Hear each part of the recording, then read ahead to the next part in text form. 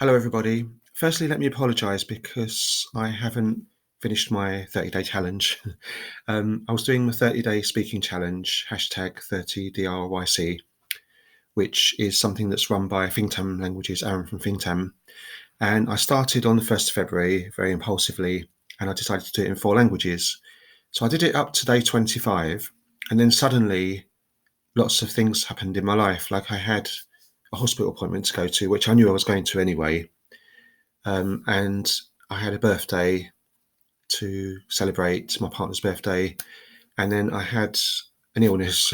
So I suffer from tinnitus, which is ringing in the ears, and I had it really badly for the last few days. And yesterday was so unbearable. I had to cancel an italki lesson and just lay down most of the day, sort of thing. So getting better. The tinnitus is still there, but I've always got it more or less anyway, so I've got used to that. And I just wanted to say about the challenge, make a video about the challenge and say how I felt it went for me, what my experience was, what the benefits were, what the challenges were.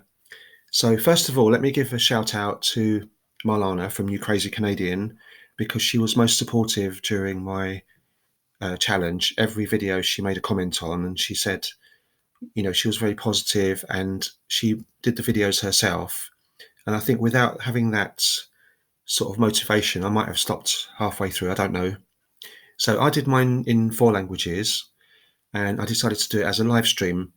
So the reason I decided to do it as a live stream was because if I did it as a film, I might want to kind of edit it, or might want to stop and do another one, stop and do another take.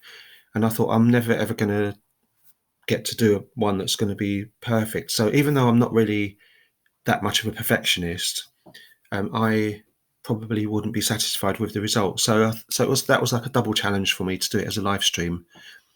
So some of the live streams went badly, especially towards the beginning of the challenge.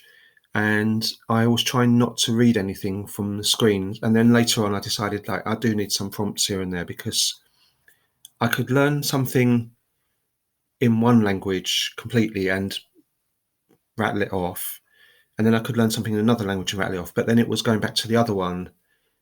Sometimes I would get confused going back to the previous language, and sometimes it just a block would come up. So that's fine. That's okay. So the benefits of this challenge for me have been that it gets me speaking every day. I already said this in a video earlier on, but it gets you speaking every day, and it gets you doing a bit of each of those languages. It gets you learning some new vocabulary, which is good. And it also gets you to work out how to answer questions in a different way. So every day I was trying to think of different ways to say something. I did. This month was all to do with, do you prefer A or B? So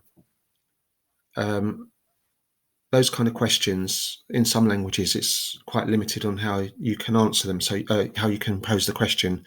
So in some languages you can just say, do you prefer A or B? Or some languages you could say, would you like A or B best? Or you could say, which do you prefer?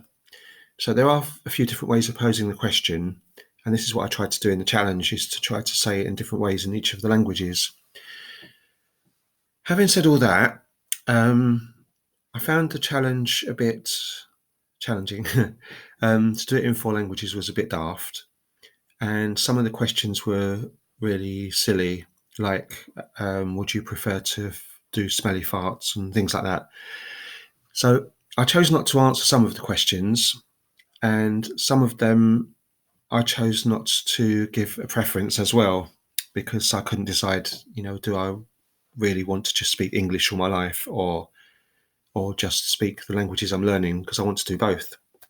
So I know these questions are sort of hypothetical and they're a laugh, really, and it just gets you to sort of say something in the language, which is great.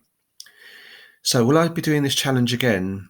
I don't know that I would, because I already do a lot of speaking on videos anyway, and I do try to speak in my target languages occasionally. I think if I did do it again, I think it would just either be for one language, or if I did it for a few languages, it would be languages that I'm better in. to try and polish them up a bit. So I'll maybe do French, Spanish, German, and English or something like that. That would be quite good. Because I've only really just started out on Hungarian, and most of the questions I was having to read off the screen, and I know my pronunciation was pretty bad. Anyway, just thought I'd make this video to say that I didn't finish the challenge, but I feel like I successfully did a challenge, if you know what I mean. I didn't finish it by doing the whole 30 days. I did 25 days. And to me, I achieved something from it, which was new vocabulary, probably a bit more confidence in speaking those languages, and also not being afraid to make a fool of myself, because I understand that a lot of people who watch my videos normally, when I'm speaking another language, I've practiced and I've kind of don't make so many mistakes as I have done in these 30-day challenges. So for my normal YouTube subscribers, I apologize because it's probably been a bit boring for you the last month. And I did get an email from YouTube saying that my ratings, my view time, and my number of watches has dropped. Actually, my subscribers have gone up to 900 and something. I think they were like early 900s when I started, or maybe 800. I'm not sure, but it's gone up to 960 something, which is fantastic. So thanks for the new subscribers. But my regular YouTube viewers, like SK Language, April Monday, and all my regular supporters, Brian, who's learning Polish, and other people. So I'm sorry to you guys that you might have found this last month boring. So hopefully my ratings will start going up a bit now. I'm going to be doing normal videos again. And the next video I'm going to make will be about Closemaster, which is an app for learning languages, and it's good for intermediate learners, or not necessarily beginners. So I'm going to be doing that one in a little bit of detail, and that should be coming out soon. Thanks very much for watching, and thanks for sticking with me on my channel. And if you do a 30-day challenge, I'll support you. Let me know about it, and I'll watch your videos for you.